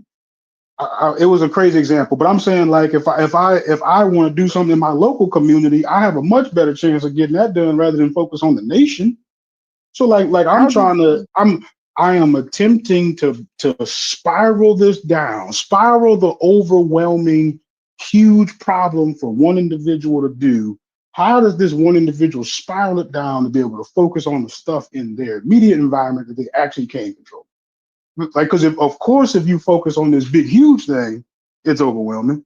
But maybe if you focus on this much smaller thing, maybe not so much.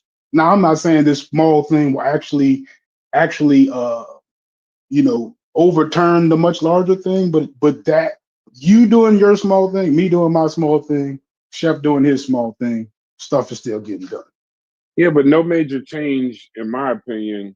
Without looking it up, no major change. Maybe no major change over the next 10 years. But if we did that for the next 50 years, we might look at our predicament. But you keep saying we, but every time you talk about it's one or two people. No, I just gave you an example of me doing it, you doing it, and Chef doing it. We could be in different locations. Then we could meet up on the phone, have an idea together. And now we've got something to back it up. Like what? Don't say power. No, like this media company. You know what I'm saying? Like we can bring what we have together to like build on that. You get what I'm saying? Right. Or I'm oversimplifying. Yes. Because I'm not. Because I don't know if you. We have black businesses, we have black companies, we have black billionaires, we have black millionaires. I'm thinking what you're talking is more of the overarching, how do we get the help to the people that need it among us? Need it the most. No, well, not need it the most among us. How do we get to them? How do we remember we are having a very patriarchal conversation. We are not discussing single mothers that got 2 jobs with 2 children. We're not discussing the elderly. We're not discussing.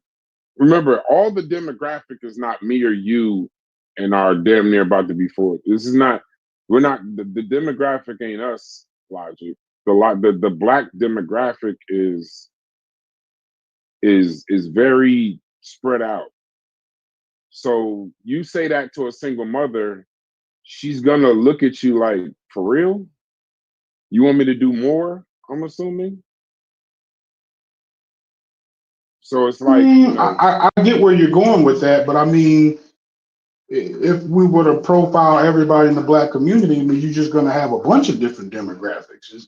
There wouldn't be like a one fit all thing for everybody's circumstance. how does the single mother with 2 children, 2 jobs, underwater in her apartment or in her mortgage, focus on the civics of what Chef got going on in Baltimore? It'd be tough. Tough. I'm not gonna say anything short of that. I mean, I'm not saying it's easy, but is any of the other stuff we talking about easy? No, but I'm saying impossible. Without because see, here's the thing. It would be possible, but then now you'd be asking her to neglect the things that she can affect day to day, which would be her own children. That's why a lot of times you'll hear me say in the conversations with Chef, I'm focused on my family, right? They're Black and maybe they're not helping the entire what's the name. You know, I do the things that I can. I work with children's group. I do philanthropy. All these different things. We do philanthropy. Matter of fact, I'm proud to say. But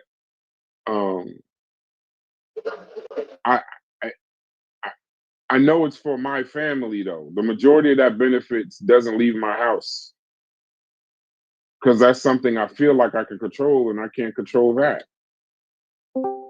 So how do we do this overarching movement when not Black people, not white people, just humans in and of themselves are selfish? Humans in and of themselves ain't working for something they can't see. The most selfless thing Martin Luther King ever said was, I may not be here, but I have a dream. I still see it in my head being accomplished, and I know I may not be here, but I'm gonna work every day on this thing I won't see it. Right. Well, in his argument, I can see a particular word that I'm not really seeing in yours. What? Like faith. And that's not a word that I use very often. I have faith in God. I don't have any faith in humans.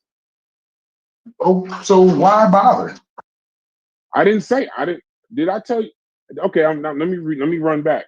What's today? Thursday? Yesterday, I met with 20 boys between the ages of 14 and 16 that I've been doing this for roughly 8 to 10 years now. I don't stop what I'm doing because I don't have faith in humans.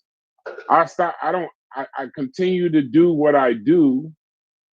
I still have a young Black boys group I meet with every week. I still have a young Black girls group I meet with every week. I still make sure I keep a certain level of Afrocentrism in my donations and I know what I can do.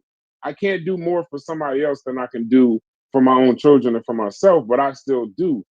I don't have faith in humans so that I don't end up in situations like what we talk about every day.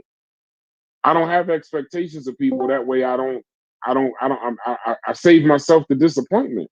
Who the hell wants to be disappointed over and over and over? And that's understandable. So when you go help the young men out, right? Are you preparing them? Are you giving them? I'm preparing them for the world that exists later, or are you shrouding them, right? Or are you protecting them from all the adversities? Because I'm under the impression that you're preparing them to succeed.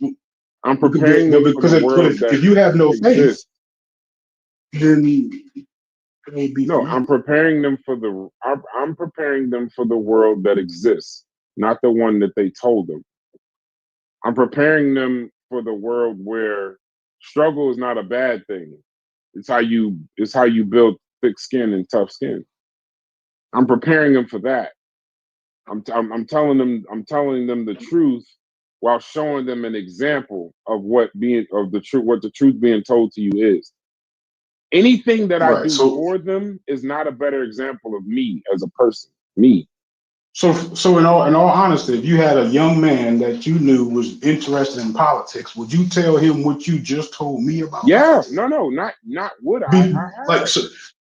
Oh, all right. So okay. So to me, I would assume that approach would be discouraging. So how did it actually work No, out? it's not discouraging. It's encouraging. So you know how to fight. Don't like listen. Do you know most people Oh, all I they don't remember ever you tell leaving black no room to fight. Maybe I might have misheard that. I no, don't you remember know you leaving much room for. no, you know how to fight, bro. Okay, so then you're not listening to the whole story. When I tell you, most people only tell black people how you fix this is you just gotta go vote. I'm the one that says that's the easiest part. You gotta go do the civics. You gotta go out into the like if you really trying to get a change in your local politics, your sheriff lives in your community. Your fire chief lives in your community. Head of sanitation lives in community. Go see them. Go to their house. I'm not the motherfucking pie in the sky guy telling everybody, all you gotta do is vote. Vote Kamala Harris. Vote Joe Biden. Vote Obama. I'm not the guy that tells you that. I'm the guy that tells you that there's actual work. If work is discouraging, you wasn't gonna help us anyway. I'm not gonna be the person that says we can. I'm gonna tell you what it costs, and this is what we got to do. I don't have time to tell you we could. I'm not selling I the feel black you, but partnership. I don't remember exactly what you said, but I'm paraphrasing. It was something to the idea of like, so how do you get in politics knowing that you got all of this adversity, in front of you? You coming into it with all, with this pure intentions, and you run into the business side of politics. That was like me paraphrasing it, kind of sort of. The same way you get So out of bed every day. The same way. The same. You just like you said. You just keep doing it, and then you get small victories. For us, I hate to say, it's gonna be small victories. We don't get a lot of large victories as a people in this America. We just don't. Not politically. Well, now we're saying the same thing. We're talking about focusing on small victories, individuals. No. But I'm saying no. But I'm not saying. What you're saying is get into politics to somehow. Are you saying some kind of black agenda? No, I'm more so saying have a larger representation in both politics and like the higher side of business to where at least you have people who will represent your values in those higher places. So you get more of them, you have better we would have chances. solved a lot of shit a long time ago, bro. Yeah. This shit is Politics about don't bread, work like bro. that. Why? The best thing, and I'm gonna be real brief. A lot of time. The best thing, if black folks were serious on changing the political landscape of things, we would come together, we would take some bread, put about 300-400 million in an account if we can, find our candidate and be like, hey, bro, we got this for you if you're willing to come in here and shake shit up. Until we got skin in the game and money on the table, we ain't getting a goddamn thing. And that's just what it is in America. He lying. And then also fully expect that candidate, once he get into office, you better hope somebody with $1 billion don't take that motherfucker from you. Because like at the end of the day, Logic, I'm telling you, even in politics, it's the rooms you can't get in that make the decisions, Logic. It ain't that easy just to say politics. And we paid $30K even local politics. for a There's plate, certain rooms that money don't. What'd you say, Sam? We paid $30,000 for a plate 2 times to sit down and talk to Barack Obama in a room full of other rich and prominent motherfuckers. And when you hear what they talk about in there, they don't give a flying fuck about what's going on in impoverished communities and shit like that. Real talk, bro. Not playing. That's it. Yeah, we can't. Money can't. That don't surprise me. Money can't. What he's saying though is money can't get you into the rooms to get these changes that you're looking for. Access. We don't. It's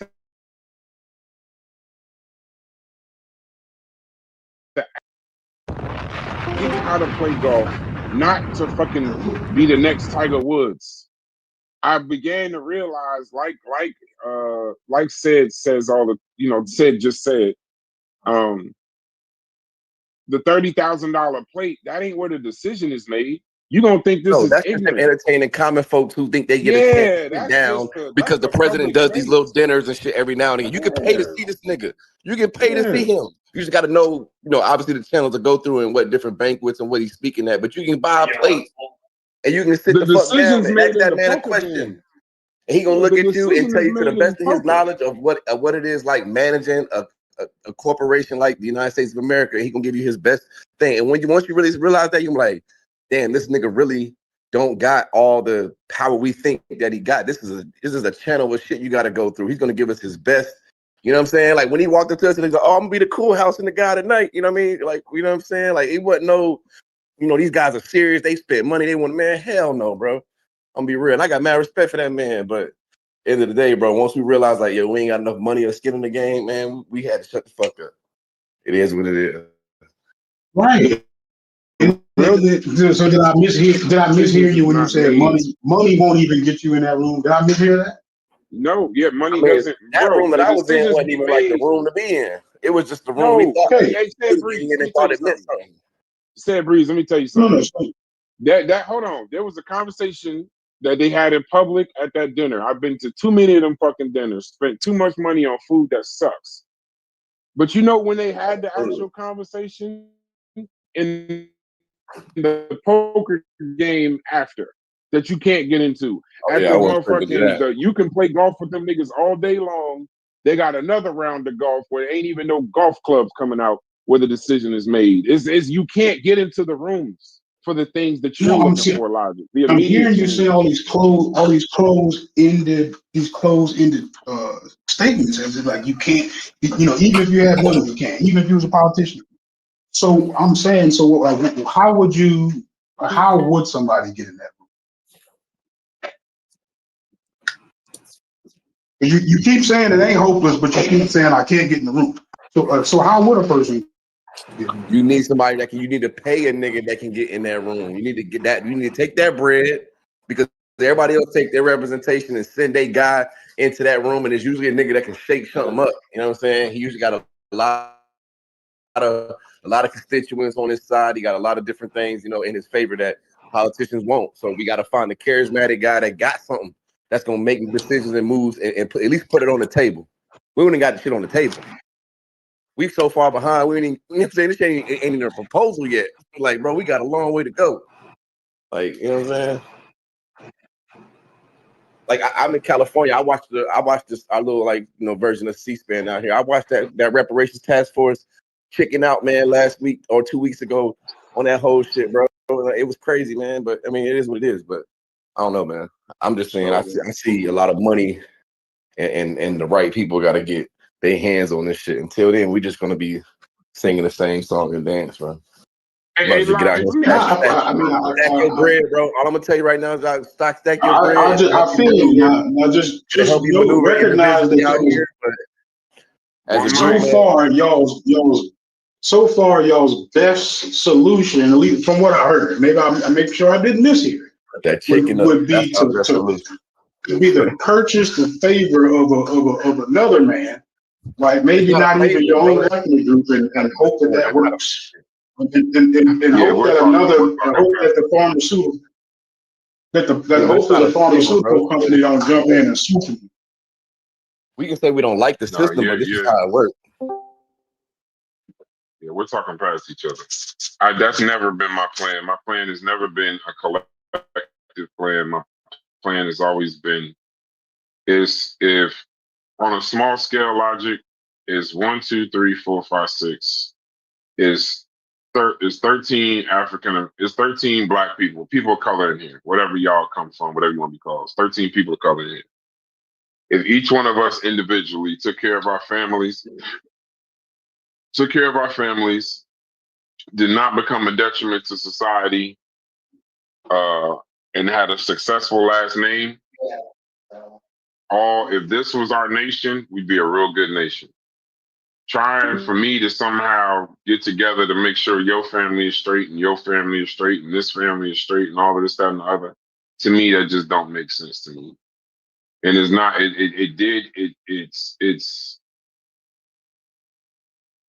It's not. And then I don't know. I always fall back on logic. This is where I go. Maybe I'm burnt out on the type of shit. I just know I can. The best way to help the poor is not to become one of them. And I think if everybody had that sentiment and had that a sheer focus of self-determination, the self can help the we. The self can help the group. But you get called. There's a certain level of sacrifice. I can't care about you, Logic, more than I care about me. I can't. Of course not. That doesn't make sense. And now somewhere along the line, I got confused too, because a couple seconds ago you were just asking me about, so what does that leave for Juanita with the 2 kids? You know what I'm saying? The 2 jobs. You know what I'm saying? Like, no, because what it means. I don't know who Juanita is, but what I'm saying is, as a man, I'm well-rounded enough to recognize that when a bunch of men are sitting in a room talking about something, most times a woman gets left out. So when we're telling people that what they can do and what they can do and what they should do and all this, that, and the other, in the very same token, the very same thought, I think that men don't have the capability, in my opinion, to talk to speak to the ills of the entire community. And so while we're having this conversation, I just want to recognize that while you're saying get out, get into civics, do this, that, and the other, you can't be talking to her. You can't be. You cannot be talking to. I don't know how every time y'all have these conversations, though, y'all skip over organizing in the workplace. That's what you for, Corey. That's what you deal. That's how you deal with the wealth gap. That's how you deal with the fact that the working class ain't had a raise in 40 years. That's how you deal with the price gouging. That's how you deal with people's health care being tied to their jobs, so they can't quit their jobs and all that. It's a lot of organizing in the workplace. What y'all say? 60% of the work of working Americans go to work. 60% of America, roughly 60% of America, does not make a living wage. For real, Corey, you do that shit so well. At this point, you do that shit so well. I feel crazy trying to even have that angle with you in the room. I'm not about to. That's like, even if I would like that, you're going to explain it so much better. I just feel crazy with me trying to explain that shit. You understand it. He's right. We never talk about collective bargaining. That's all it is. But yeah, we never talk about. Hold on. But Corey, this is what you got to understand too, though. And hopefully you're able to talk. Corey is always. Y'all do know when we having these conversations, we're having these conversations from our individual worldviews. So my narratives are always going to be in and around politics, in and around finance, in and around wealth and land ownership. Corey is always going to have his conversation from that, but I don't know. Yeah. I'm not in a union. I don't know I don't know how effective that's going to be. I know of it, but I don't know enough about unions and the labor force. I know the numbers, but he's boots on the ground. A union worker is going to make $2 million more in his lifetime than one that's doing the same thing, the same job task. He's going to make $2 million more in his life than the other guy that's non-union doing the same exact job for the same amount of time. Is that black and white? Y'all know that. It's a union worker. It ain't no color. Right about that. It ain't no color. It's a union skilled worker. Because all of us, you collectively bargain for your wages in the union. So one person don't make less than the other. It's a journeyman scale is journeyman scale. Now I can negotiate my own to make more than journeyman scale, but there's a collective set ways that you can't go below. You see what I'm saying? And that's how that affects. You see union workers making $2 million more in a lifetime than the guy doing the same shit. You see what I'm saying? So yeah. it's so real and it's so powerful, Brass, that they shut that shit down out here in California. They try their best to bust up any sort of unions out here in California. There do exist, they do exist out here, but it's not like where Corey's from. You know what I mean? Uh, yeah, collective bargaining. It's some very powerful shit, bro. Mm, okay, but it's not gonna come from me. That's all I'm gonna say. It's not. Right. I kind of agree with Logic. Like I kind of remember a lot of these conversations get very limited because everybody's not talking. So it's not. You're not gonna get a whole bunch of perspectives because it's just gonna be the perspectives of whoever's talking. That's why if we talk to each other long enough, we just start saying the same shit. So, but yeah, that's Corey's Yeah. thing. I don't get in the way of that. And I understand why he looks at that first because that's his everyday. I look at politics every day. I do politics every day. My phone, a lot of my phone calls are not just personal phone calls. They're still those kinds of phone calls. The kind like now here's the last thing, Logic, I'm gonna say about getting in the rooms.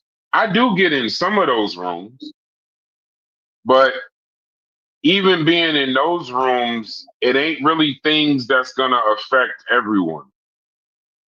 There are rooms where it's gonna affect everybody, where it's policy, this, that, and the other. I can get in. I can play poker with the mayor. I can have a nice sit down. I can have a cookout. You saw last year I had a cookout. I had the police chief, the mayor, the fire chief. I live in the neighborhood with all of them people. Like I see how selfish it is. I can do that. I don't know when I'm in those rooms. We're talking about local communities, but I'm pretty sure they leave and go have other conversations saying what this nigga talking about, possibly. But I know in my particular community, a lot of things get done to my benefit. And I know that you can do that, but most people, they just had it pounded into their head, vote. And they never tell you that the work of that vote is after. Voting is the easiest thing you can do. It's what are you gonna do once you got your candidate or once you got what you're looking for, what are you gonna do then? So I don't know. I hate to do the doom and gloom thing, Logic, but there's a certain level of reality we gotta live in. And I keep bringing up women because I don't think that we speak to them on these shows. And the patriarchal aspect of these conversations, sometimes it gets a little male, and I'm probably the biggest culprit of it, but very male dominated and very male in its arrogance to me. Well, now this was good. I don't even know what to say because everything I would say now is stuff that I know is slap pseudo. So I'm not even gonna go there. Is it stuff you believe? Yes. So what is it? I believe that.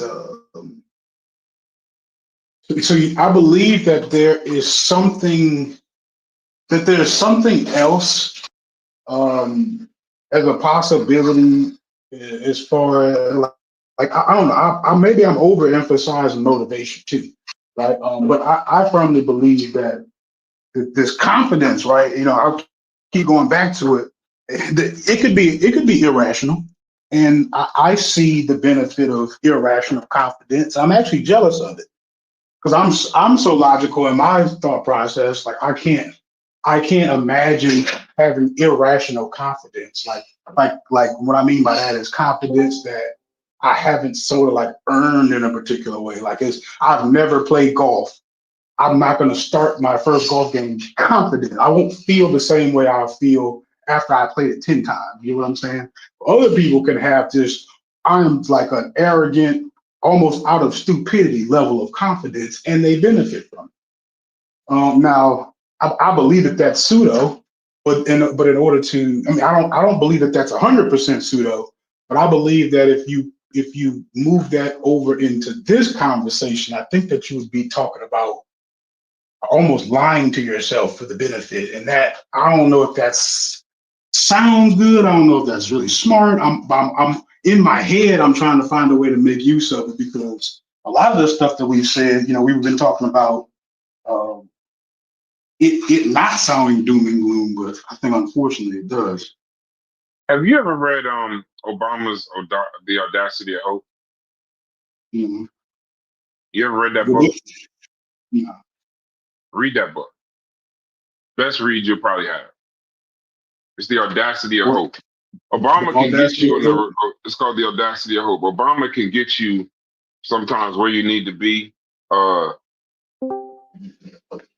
But what I will say to you in regards to that is it's not irrational. It's just motivation just only gets you so far. That's just my opinion. Well, it's good, sounds great. You could run through a wall, but it just gets you. It only gets you but so far. I think to some degree it does become irrational. If you look at what Martin Luther King did, I think that there's a level of irrationality there. I don't think that he saw in great a great amount of, I believe this will work if I try it. I don't think he had, what I'm saying, he was on a mission. He just didn't stop. I don't think he was like, oh, I'm gonna map this out, and I know if I do this and I do that and I do this, it's gonna work. I don't think that's me. That could be me.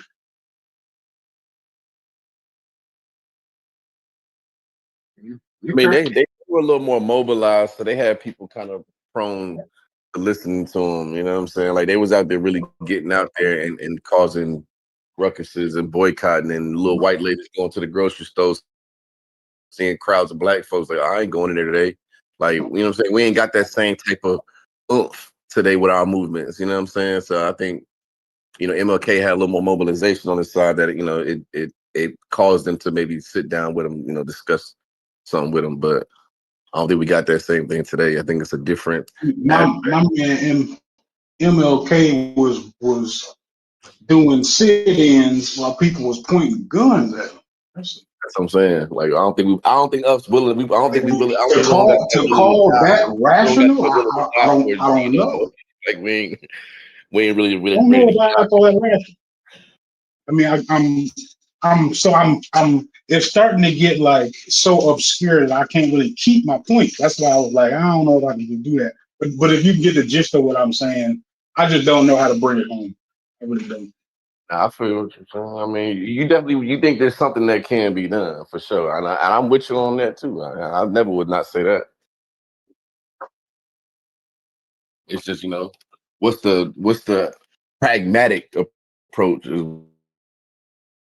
That's the word I'm looking for. Like what approach is more pragmatic? I get the ones that sound great in theory, but pragmatically, man. Like, what's the real change you're looking for? And then that's where you can kind of start to see, that's what you can start at. Like, it's easy to say just the overall thing, or we just need something better in general, but it's like, it's got to be something more specific, some more concrete that's obtainable, you can reach for, you can work for. I think you can start there. But if you just saying like we just need representation or we just need organization, like those are just buzzwords. Yeah. That is where I started with the small goals, small individual goals. That's exactly where I started. Yeah, I'm not saying that's wrong. I would just want to know what it would look like. You know what I'm saying? That'll help me gauge like what it is you're looking. Well, that would be more to the individual. Yeah, you might be dealing with y'all might have a bunch of crackheads. I mean, I don't know, like a particular person's environment would dictate where they would start, but you get them saying their environment is going to be dictated. So you that might be where y'all need to start in y'all's community. You know what I'm saying? For so sure. Like I can't take what you're doing and say. I mean, some stuff is even obtainable without going through the political channels. You know what I mean? Like like you said, depending on what that thing is individually. Sometimes you don't need this big political, wave of shit to happen for, that you can just get some like-minded niggas in your area and get it cracking. You know what I mean? Just really depends on how you mobilize in your area. if it's something that's specific to your area, like you was describing.